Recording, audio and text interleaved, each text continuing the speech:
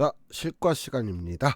오늘은 교과서 104쪽에서 107쪽, 우리 지난 시간까지 발명 기법, 발명 아이디어에 대해서 알아봤죠.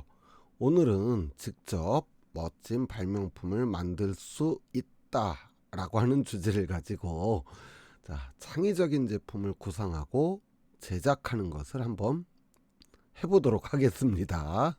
자, 여러분, 발명 어떤 사람들이 하는 걸까요? 뭔가 머리가 좋고 똑똑하고 좀 특별한 사람, 막 아주 복잡한 수학 문제도 그냥 머릿속에서 척척 풀어내는 그런 사람이 하는 걸까요? 물론 그런 사람이 조금 더 잘할 수는 있을까요? 없을까요? 아니요. 누구나 할 수 있습니다. 바로 여러분도 할 수 있어요. 뭐 에디슨 같은 사람도 학교는 3개월밖에 못 다녔다고 했잖아요. 에디슨 자꾸 이야기해서 죄송합니다. 자, 우리가 지난 시간에 배웠듯이 발명이라고 하는 것은 일상생활에서 만나는 크고 작은 불편함을 당연하다고 생각하지 않고 이거 어떻게 하면 해결할 수 있을까 생각하고 노력하는 사람이에요. 그러면 누구나 발명을 할 수 있어요.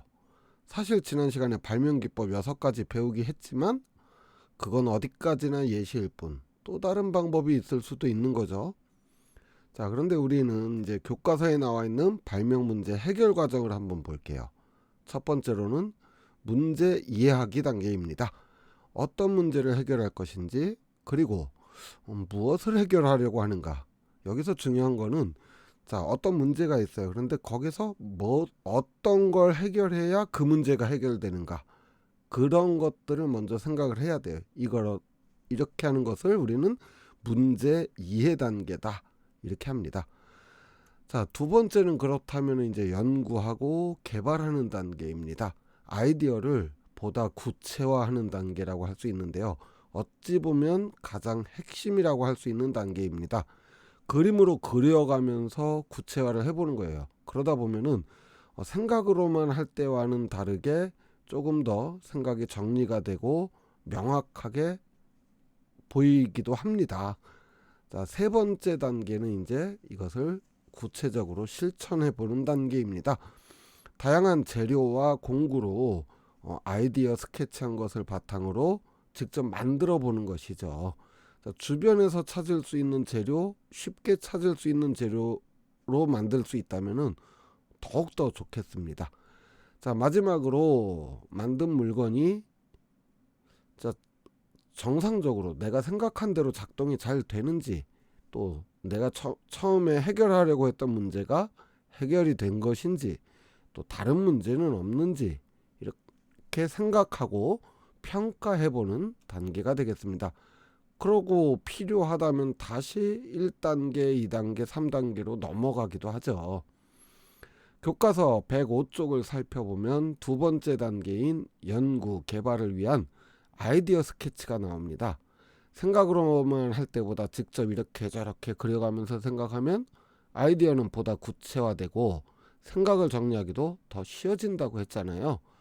자, 거기 예시를 한번 볼게요. 106쪽, 107쪽에 나오는데요. 아이디어 스케치를 바탕으로 우산을 사용하면서, 우산 꽂이를 사용하면서 불편함을 느꼈어요. 뭐 긴 우산도 있고 짧은 우산도 있는데 보관하기가 힘들고, 또 여러 학생들의 우산이 섞여 있다 보니까 찾기도 힘들고, 그래서 교과서 예시에서는 페트병을 이용해서 우리 주변에서 너무 쉽게 구할 수 있는 거잖아요. 페트병 여러 개를 붙여서 더하기 기법을 썼네요. 더하기 기법을 쓰고, 또 부분적으로는 페트병을 잘라서 쓰면서 빼기 기법을 쓴 것도 됩니다. 자, 그리고 용도 바꾸기도 되겠죠. 뭔가를 담는 것보다는 뭔가를 잡아주는 역할을 하고 보관하는 역할을 했잖아요. 자, 무엇보다도 이렇게 제품을 구체화해서 제작을 하는 단계에서는 안전에 주의를 해야 되겠어요. 뭐 장갑을 낀다든지, 보호장구가 필요한 경우라면은 보호장구를 이용을 한다든지. 자, 그래서 107쪽에 나와 있는 사진을 보니까 어때요? 긴 우산은 긴 우산대로, 짧은 우산은 짧은 우산대로 보관하기가 편리하고, 만들기도 쉽고 또 쉽게 버려지는 페트병을 재활용하는 것까지 되네요. 또 다른 아이디어로는 작은 페트병을 이용해서 우리 교실에서 사용하는 책상 옆에 짧은 우산 같은 거, 접이식 우산 같은 거는 걸어둘 수 있는 아이디어도 꽤 괜찮은 아이디어 같아요. 자, 그렇다면 이제 교과서의 예시 작품을 봤으니까 우리 직접 한번 해보도록 합시다. 자, 못한다고 막 벌써 손살에 치고 막 고개를 절레절레 젓는 그런 친구들도 있을 텐데, 아하, 그러지 마시고 일단 한번 시작을 해보자고요. 자, 먼저 선생님이 준비한 학습지에다가 하면 됩니다. 문제 이해하기 칸에는 여러분이 사용하고 있는 물건 또는 생활 속에서 불편함을 느꼈던 것들을 구체적으로 적어보는 거예요. 자, 선생님이 예시를 들어볼게요. 선생님 같은 경우 마스크를 착용하면은 안경에 자꾸 김이 서려서 불편해요. 그렇다고 마스크를 벗을 수도 없고 요즘 같은 때 말이에요. 자, 그럼 이거를 어떻게 해결한가? 해결하려고 하는 문제는 뭐예요? 안경에 김이 서린다. 그럼 왜 서리겠어요? 마스크를 썼더니 마스크의 위와 아래쪽으로 숨이 나가니까 김이 서리겠죠. 자, 사용할 발명 기법 칸에는 이제 우리가 배운 6가지 발명 기법을 어떻게 적용할지를 적어보면 돼요. 자, 선생님은 더하기 기법을 한번 써봤어요. 마스크 윗부분 가장자리에 그러니까 철심이 있는 부분이죠. 그쪽 안쪽에다가 스펀지 재질을 덧대면은 조금 해결이 되지 않을까 생각을 해본 거예요. 자, 그럼 마지막 3번 아이디어 구체화하기 단계에서 구체적으로 그림을 그려가면서 아이디어를 나타내 보는 거예요. 그림을 잘 그릴 필요는 없어요. 여러분의 것이기 때문에 여러분이 알아볼 수 있고 다른 사람한테 설명할 때 좀 더 쉽게 설명할 수 있다면 충분합니다. 중요한 것은 아이디어가 구체적으로 잘 나타나도록 하는 것이 중요해요. 그래야 직접 제작하는 단계에서 재료나 공구 등을 결정하기가 쉽거든요. 자, 선생님이 준비한 이 비어있는 활동지에 여러분의 창의적이고 멋진 아이디어들이 어떻게 채워질지 벌써부터 기대가 됩니다.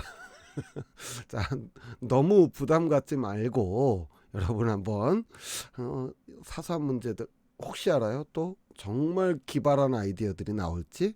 자, 제작까지는 하지 않겠습니다. 아이디어 스케치 한 것까지만 받도록 하겠습니다. 자, 오늘 배운 내용 중에서 핵심은 발명 문제를 해결하는 과정이에요. 문제를 이해하고 연구 개발하고 제작을 해본 다음에 또 사용해보고 문제점과 개선점 등을 찾아보는 평가 단계까지 이렇게 4단계를 이용해서 발명 아이디어를 이용해서 발명 기법을 이용해서 문제들을 해결할 수 있다라는 겁니다. 자, 이렇게 하면은 발명 첫 번째 주제가 끝나고요. 다음 시간부터는 이제 두 번째 주제인 소중한 정보와 지식의 활용을 알아보도록 하겠습니다. 첫 번째 시간으로 사이버 공간, 우리 인터넷 공간에서 건전하고 안전하게 활동하는 방법, 내용 뭐 이런 것들을 알아볼게요. 교과서 108쪽, 109쪽을 가지고 해보도록 하겠습니다. 오늘 수업은 여기서 마칠게요. 여러분 아이디어 스케치 한번 진지하게 생각해보고 잘해보기 바랍니다. 자, 그럼 이만 안녕.